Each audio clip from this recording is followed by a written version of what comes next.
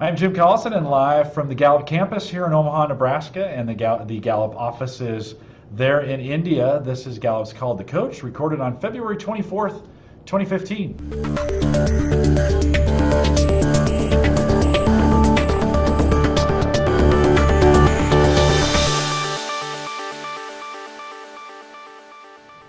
Called to Coach is a resource for those who want to help others discover and use their strengths. We have Gallup experts and independent strengths coaches share tactics, insights, and strategies to help coaches maximize the talent of individuals, teams, and organizations around the world. If you have questions during our live webcast, we do have a live chat room that's available for you right below the main video window, so just log in for me down there. Don't need to create an account, although you can log in with Twitter or Facebook or LinkedIn or any of those social media accounts if you'd like to do that, or create a guest account.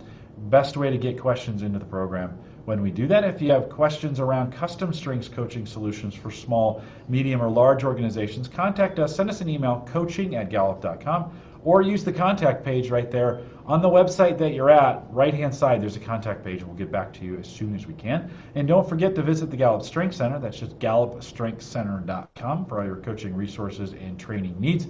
And we also have video and now downloadable and subscribable audio for you. Maybe you can't join us live, but you'd like to subscribe to these monthly feeds that we do there in India. All those feeds are available. If you have any questions, send me an email. I'd love to help you out with that. But all those links to do that are available at coaching.gallup.com. Pooja Luthra is our host today. She works as an advanced consultant with Gallup in Delhi. And Pooja, it's always great to see you when we do these monthly calls. Welcome to another Call to Coach. Good to see you too, Jim. Thank you. Everyone, welcome back to the Indian edition of Gallup Call to Coach. It's been a fun few months, and I'm sure we've all really benefited from the best practices that we've heard our coaches talk about. And today we have another coach with us, a Gallup certified coach who I had the privilege of getting to know last year. His name is Vishwanath Gopalakrishnan, also called Vish. And he brings with him a rich 20-year experience in the field of organization development. He's a consultant and runs his own organization called Organizations and Alternatives in Bangalore with a colleague. Vish has consulted literally hundreds of organizations, and the experience is across varied industries, not-for-profit, education, and the entire gamut of things. And the interesting part is that he has been a very, very early adapter to the idea of strengths-based development back from, I believe, 2006, Vish, that you have been using the idea of strengths-based philosophy in your coaching and your consulting practices. So welcome to Gallup, Vish, and let's start just a little bit about yourself and your journey around the strengths-based development. Yeah, thanks, Pooja. Yes, I think I read the book First Break All the Rules, I think quite early on, maybe 2002 or 2003. And I was quite fascinated by it simply because I think it resonated a lot with my own philosophy in life, which I didn't have a framework around. But then, I realized that there's nothing better than doing what you really enjoy in your life. And the enjoyment is not about, having fun, but more about, doing something that's useful, that's meaningful. And I think in that sense, a lot of the Gallup books resonated a lot. And then, of course, the, Now Discover Your Strengths book came. And so I promptly went and bought it and took the test. And after that, I was a complete convert, if I may say so. I think since then I've been actually evangelizing the book a lot. I think close to maybe 300 or 350 people I've managed to actually get them to take the test. Some of them, of course, have been in workshops, which is what I started sometime around 2006.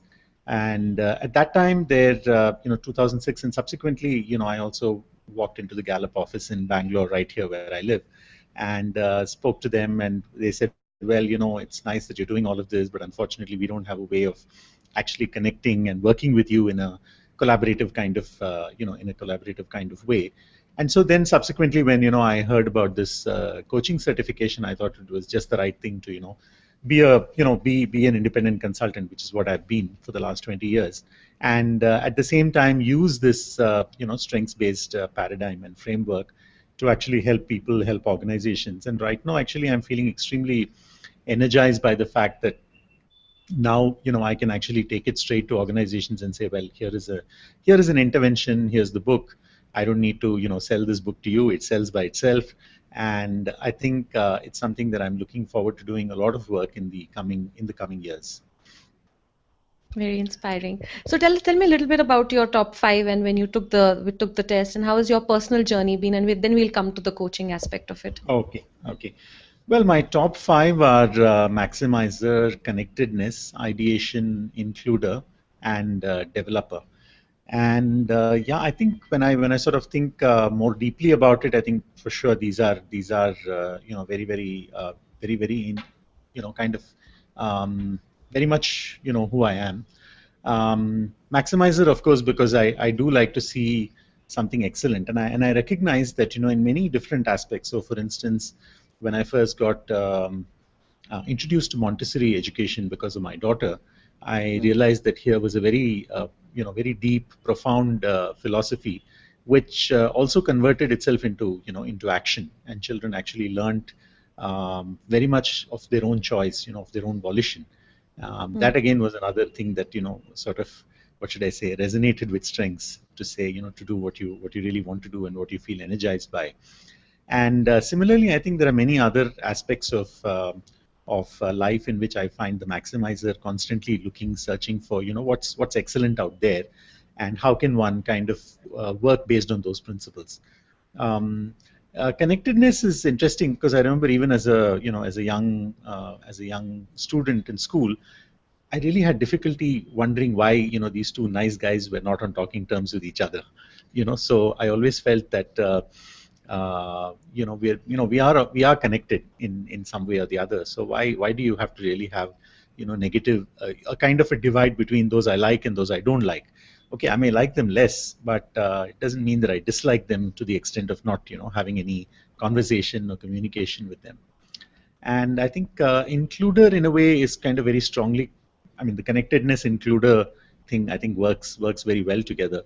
And I find that in most situations, what I would like to do is to have a large gathering of people rather than just have one or two people to hang out with. Because somehow I seem to feel that the diversity brings so much of possibilities for learning for any one of us, for any of us. And then, of course, the developer, I think, has always been there. Interestingly, as early as when I was 21, I used to run programs on computer. I mean, I used to run training programs on computer programming, and that was really a long while ago. And I found I enjoyed it. I found that being able to disseminate knowledge was something that was very nice. But I think at that stage, I didn't know about my connectedness with people, and so I knew I liked relationships. I knew I liked to get to know people. I didn't kind of see it all in this kind of a framework. So how about so that was a personal thing, and how did it translate into coaching? So I know it began very early on for you. So how did it translate into your coaching style when you started using the idea of strengths-based in the work that you do? Yeah, actually, there was a significant transition, and here again, I think it kind of, many people have asked me, they said, look, you were doing something in computer software, and you were doing something in pre-sales technology support. So, what's all this human resources business about? How did you make the transition? And I think I realized that moving away from technology, moving away from just looking in front of a computer and doing some problem solving, to solve problem solving with people in front of you made more sense to me. So I actually took up a career in human resources for about 6 years. And during that time, obviously, there was a lot of interfacing with people, and I realized I was good at it. And that then led to my signing up for work in the area of applied behavioral science. So I became a participant. I did a lot of programs on what we call as T group methodology. And that sort of took me on the journey of becoming a facilitator, working with groups and teams and so on. And so after about 13 years of work, I jumped into consulting and training and development to be a consultant on my own. And perhaps that was the time when the coaching slowly kind of began, because most often there would be one or two participants at the end of each program who would continue to kind of, talk to me or email me, and, then we'd have a couple of conversations. And that was how it kind of started, somewhat informally. And the strengths-based, I think, coaching is something that I have done some amount of in the last couple of years. I wouldn't say it's been a very long journey. It's been in the last couple of years where I've asked people to actually take the Strengths Finder and then have a conversation around it. So that's what it's been so far. But I think a lot of the coaching prior to that was, as I said, more informal. It wasn't using a specific framework as such, unless they had, for instance, been exposed to something else like MBTI, for instance, in their organization or whatever. Then I would kind of have a conversation using that. But we did have one very large organizational assignment, and that required coaching about I think about 90 people or so. So that was one very, very large assignment that was and now, unfortunately, at that point in time, there was no way of working with the organization to say that, look, why don't all of you take the Strengths Finder, and then we can have a nice intervention around it. So I do see that as a lost opportunity, which I have to make up for. Let me ask you this, and just out of pure curiosity, Gallup does a lot of work in, our entire research is based on the idea of behavioral economics, and you mentioned about applied behavioral sciences that you worked upon earlier. Yes. Of course, we have our own research around how do strengths and how does positive psychology sort of fit into this whole thing of applied behavioral economics. Just wanted to pick your brain that, earlier in the absence of it, you said the Strengths Finder wasn't there. What role did you see positive psychology playing in the arena of applied behavioral economics or applied behavioral sciences, as you said, when you worked back then? If I think about looking at positive psychology as a domain to work in, I think that's been something that I have concretely, actively invested in only in the last maybe 4 years. Just about 4 years or so, when I sort of made that switch, you kind of say, okay, it's about time we stop looking at what's the problem. Let's start looking at, what is working, under the current circumstances. So I think earlier I was tending to, use the applied behavioral science methodology in the typical classical OD way of saying, okay, what needs fixing here, and how do we go about doing that?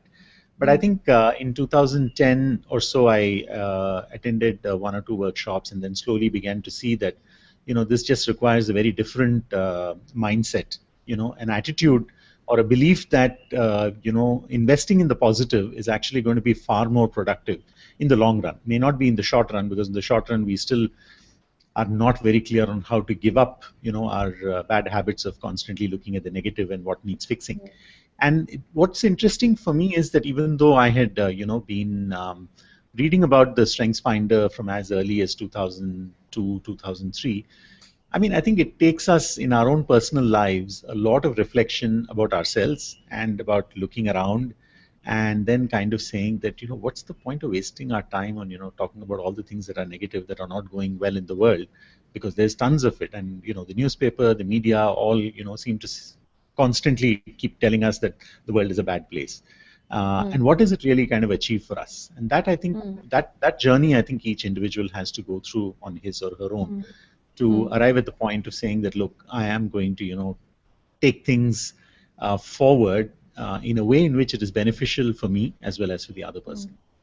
So I think that's been, Yeah. So I said I couldn't agree more with you around the long-term aspect of it, and it's fairly simple. What you said, one is of course the realization that this is a good thing to do, which in my experience I've discovered that most people cognitively understand that look at the positive, look at the brighter side. Let's not get too fixated. Cognitively, most of us understand, but then how to apply that into getting actual results, because you're living in a world in which you basically have to defy gravity. Everybody wants to find out what's wrong with them as opposed to what's right with them. So from that point of view, I agree that it takes a while to figure out how do you put that. So any examples for us, Vish, around anything that you sort of any consulting or coaching that you did, which sort of got you the aha moment? Yes, actually, I must say that my colleague and I, when we started working together about 4 years ago, within about 6 months or so, we had one particular assignment, and we had this small technology company with about 120 people, with the managing director who was running the company calling us to say that my company is going to pieces. The technology people, think that the sales and marketing people are postmen. And, the sales and marketing people seem to feel that technology is just up in the clouds and they don't know what's happening on the ground. So he said, I am just afraid this company is going to, fold up because all these talented people don't seem to want to listen or talk to each other or understand what the other person's problem is. So we went in and we had managed to get a 2-day workshop with them. And so in the morning, on the morning of the first day, for almost about, I think, 3 hours or 4 hours, we just spent time on doing appreciative conversations, asking people to write down a list of things that they thought they were very good at, what were some of their strengths, and then share it with the others, and so on and so forth. And I think in about 3 hours, that whole room had sort of transformed in a sense. People had begun to respect each other a lot more, begin to see that there's much more in the other person than just what I seem to have been perceiving this far. And that completely kind of changed the whole, the whole paradigm. And actually by lunch, let's say by about 4 o'clock in the afternoon, we began a team mirroring exercise where each part of the organization kind of put down on a chart paper what feedback they had for the others. Now, in this feedback, there was positive and negative. And most of the people were surprised that there were positives about them, from others. Everybody was imagining that there would be many more negatives than the positives.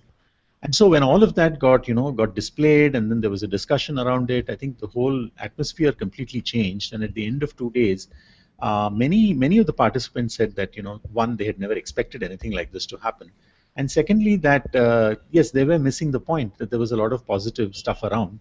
And they seemed to only, keep focusing on what was not working, from the other person's side. Of course, I think there was some valid data.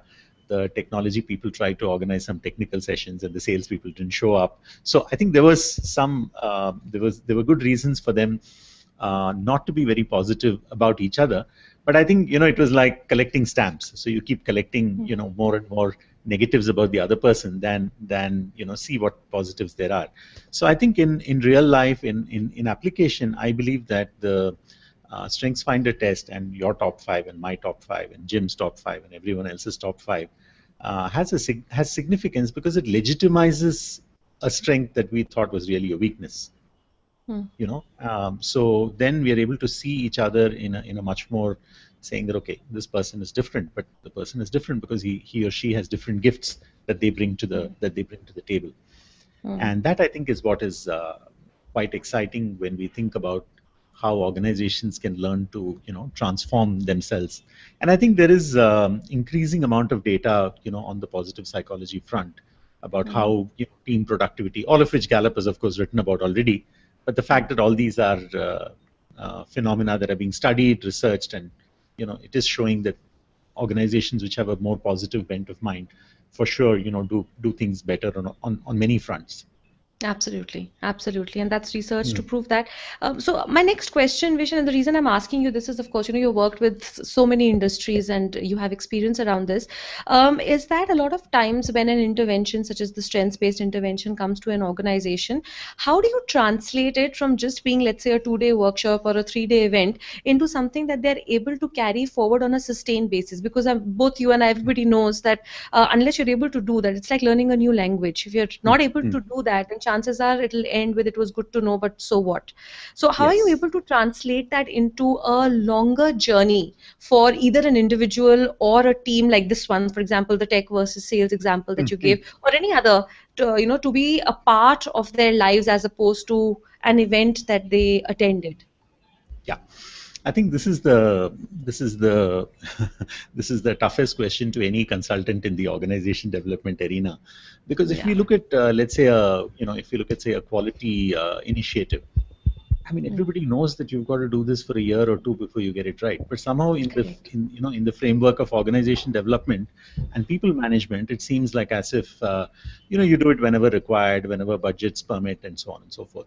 However, I must say that I think my experience with the not-for-profit world in India is that they are willing to invest. And actually right now we have one client, a very small client, who has invested in the whole of 2014 in engaging in the in using the use of Strengths Finder, and we are actually at the point where we want each individual to come up and make a presentation to say, this is my role and this is how my strengths play out in each of these roles.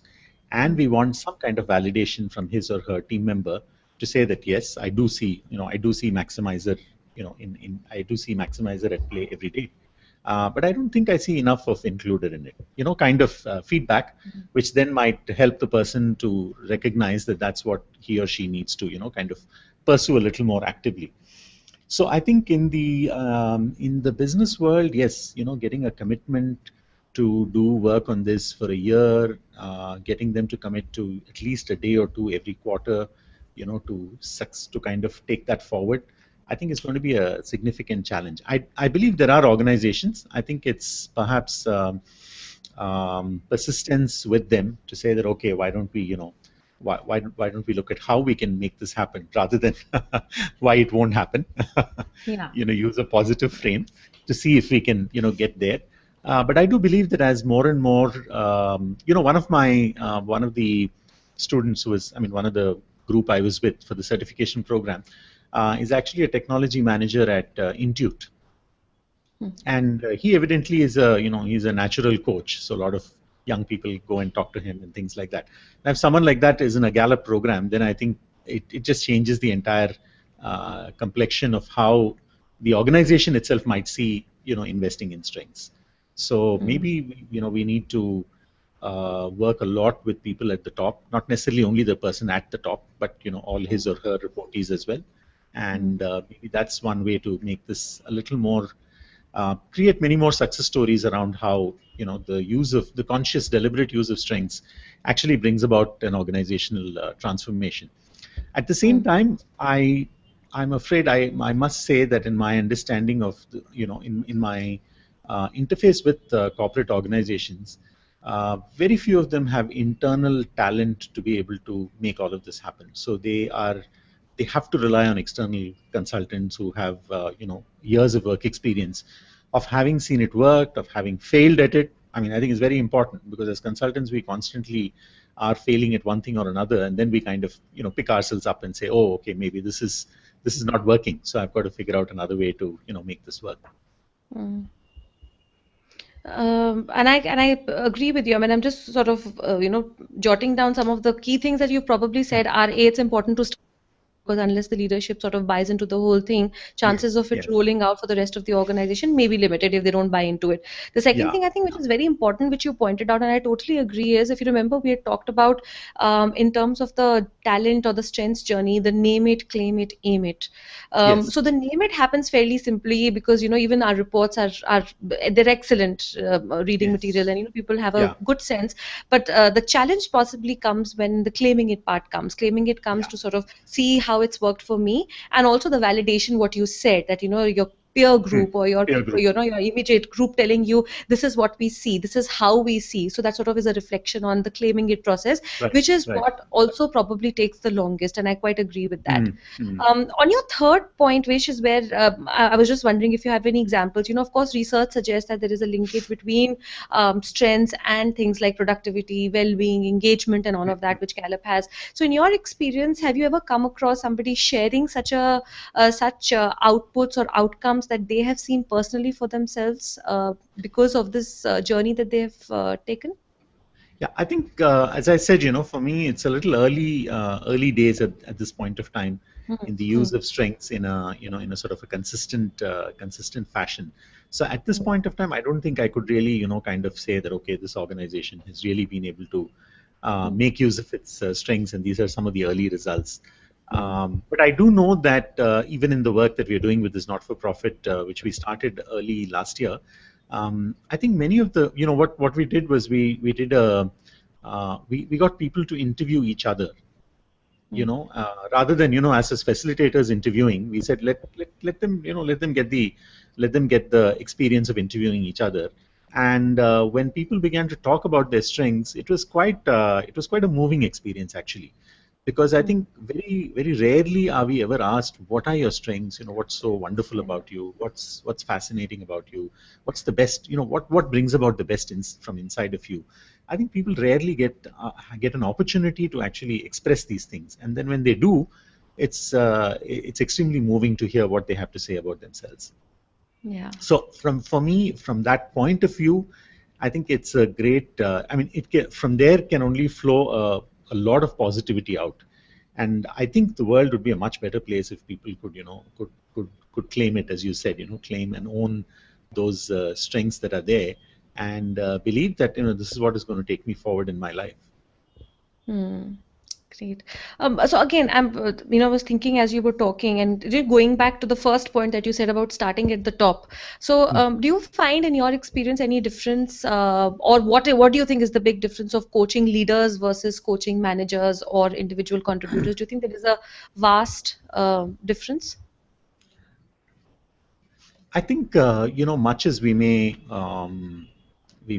love democracy and an egalitarian society and so on and so forth. Some of us in the countries that we live are hierarchical, and I think it's good to use the hierarchy when it is working in that fashion. And therefore, I think the top leaders are, as a society, Indians love having one man at the top or one woman at the top, as the case may be. And therefore, I think it's very critical in our Indian context at the moment to ensure that the leader is signed in. And we've had interesting situations where we have had a leader very, very gung ho about us, and during the choice of different consultants, he was not there in some other consultant evaluation, and his team members said that no, we want to go with this particular person, and he was completely at a loss as to what to do, because he had half agreed, and he wanted to agree with his team as well because he wanted buy-in. So I think it's very critical that the leader of the organization is kind of personally willing to take that call that, okay, this is the direction in which we need to we need to go. So in India, I think that's very important. At the same time, I think there are a few leaders who are a lot more democratic and are willing to let their teams decide on moving ahead. But what I also think is critical is that for the leadership of any organization, once they find that this is something that's personally beneficial, it's not just something that I have to do so that I can be a great guy at work, which of course I want to be. But if I know that it has many implications for me, even at a personal level, then I think it makes a huge difference to the individual and more so to leadership. So it's I interesting think carrying, yeah, go ahead. I'm just saying I think it's important to carry leadership, with whatever is happening in the organization, because at the end of the day, you don't want them to turn around and say, oh, this is taking too much of time, and I don't see the benefits. Why has nothing happened in 6 months? And if those kind of questions start coming up from the leadership, then we really have a U-turn, and that's not a nice feeling for anybody in the organization. Yeah, it's interesting you bring that up. I mean, the cultural aspect of it, which, I think Jim is always intrigued by the cultural differences in when we sort of roll these things out in different regions of the world. And there is always a subtle difference on the acceptability part of it. How do you start? What do you do? And India, I think it's a given fact. And I'm sure it's probably true for a lot of other regions as well, that you start from the top and that's where you sort of, get the whole thing going.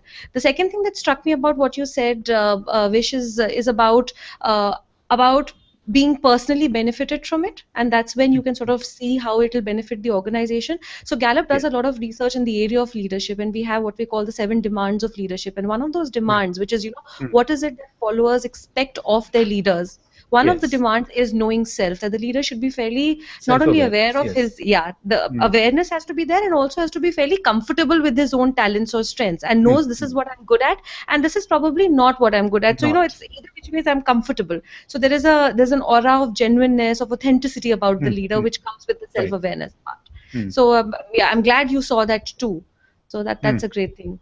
So, Jim, any other question around the cultural thing? I thought I'll just pause for a second and ask you in case because I know it always intrigues you took the words right out of my mouth. Although along those lines, because we have to get leadership buy-in when we think about India, the challenge from that then is because in the U.S. we can get a lot of grassroots movements, right? We can get workers to come in, we can sell them strengths codes.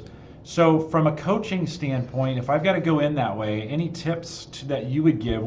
We get this question in the U.S. a lot too. How do I reach those senior leaders? So any tips from that of how you get in there? How do you start that discussion? What have you found the most effective way to get that done? How are you getting into those conversations? I think for in consulting in general, and particularly, my belief is that I think in consulting in particular, when you're kind of working with top management leadership, I think some referral is useful. In the sense that even before you meet up with somebody, they have some idea of who you are and what kind of work you've been doing.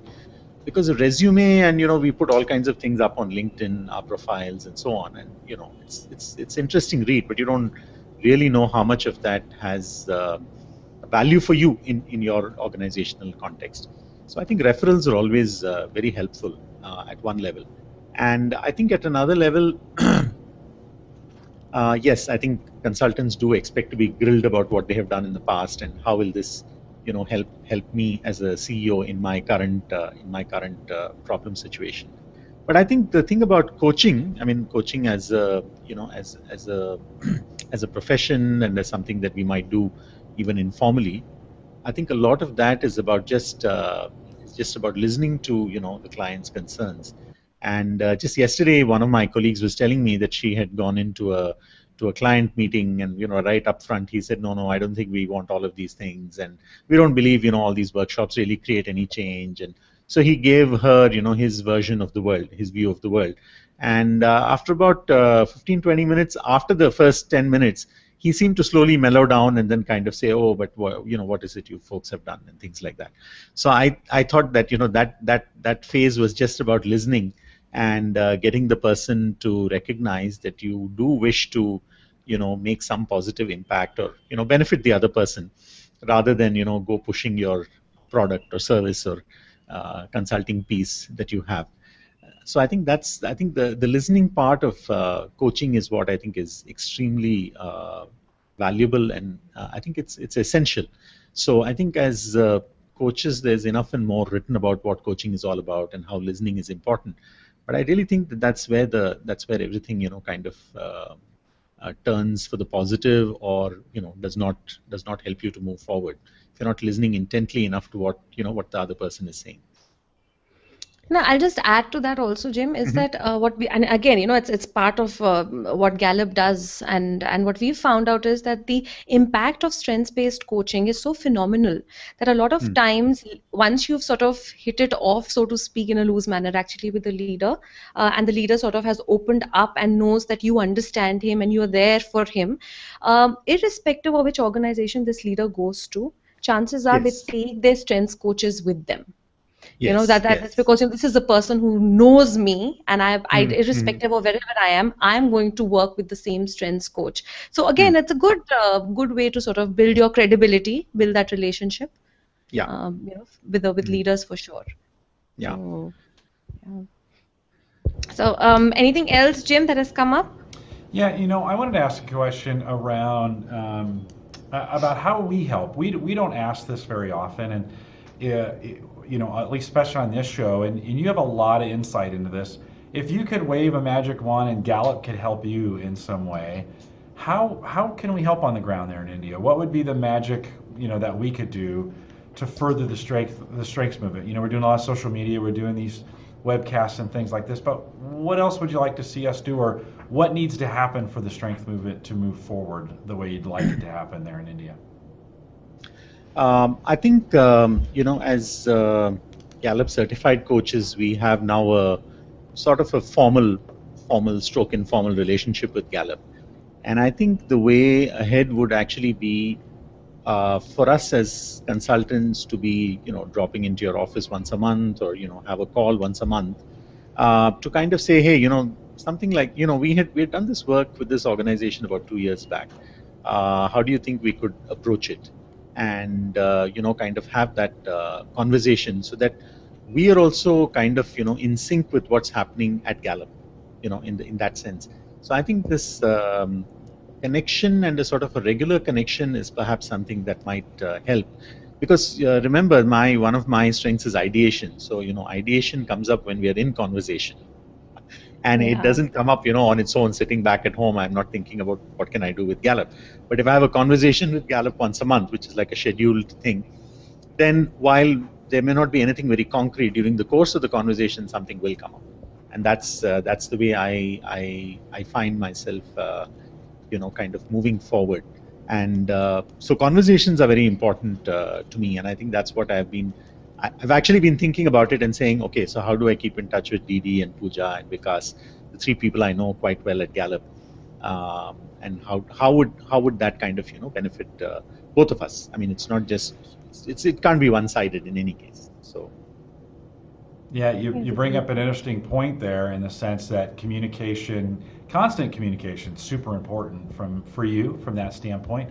When you think about, so the world has changed in the last decade. The world has completely changed in the way we communicate with each other, and different parts of the world have different ways of communicating. As far as when we think about the internet, in India, what is if someone was out there and they're just not, they're not getting fed or they're not getting the information they need? What do you recommend? Since you're an ideation guy, I'll throw this out to you and say, what you mentioned LinkedIn earlier, but what is the way? I mean, what are you seeing that's working around social media or that's working in, in the internet as far as methods or ways that's being communicated and getting it done? We do Call to Coach as one of those ways, right? To get the kind of mass media broadcast. Any other thoughts along those lines?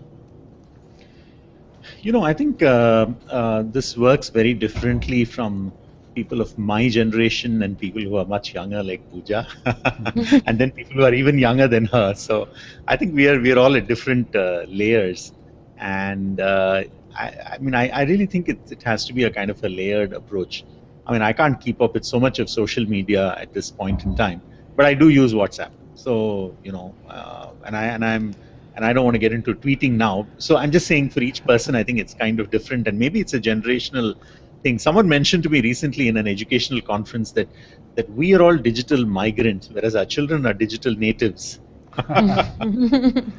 Yeah, there's a lot of truth to that. As far as and it's interesting. WhatsApp is huge in India. As far as lots of people, everybody I talk to is using it. Not so much usage in the United States. I mean, some do, but not quite what we get here, where Twitter has become kind of that way to communicate. So it's just I'm gonna have to look into that a little bit more and say, how do I take advantage? I'm the social media guy here at Gallup. So I like to think I've spanned across all generations on social media, and I can reach that in any way. But well, that's some good feedback. Pooja, let me throw it back to you. I did not get many questions from the chat room, but as we kind of bring this in for a landing, anything else you want to add before we kind of close this up?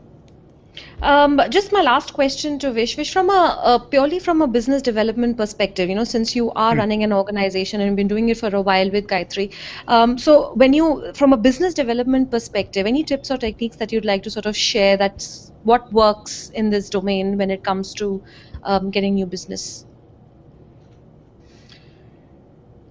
Well, I think in India, business development is a tough task. It's not easy by any stretch of imagination, and I think the important thing is perhaps in some ways reassuring the client that you can deliver what they want. That's one, and of course then following it up to actually make that happen. But I think that's the easy part, because every large organization will say, "Oh, why don't I, try Pooja? Why don't I try Jim? Why don't I try Didi?" So they will give you a chance.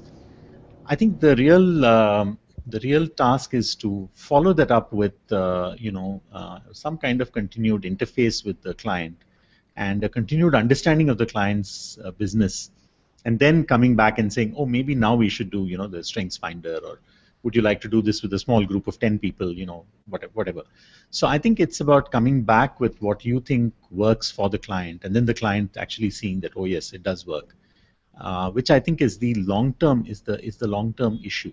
And I have found, of course, I've been based in Bangalore, so IT has been willy-nilly a lot of our clientele.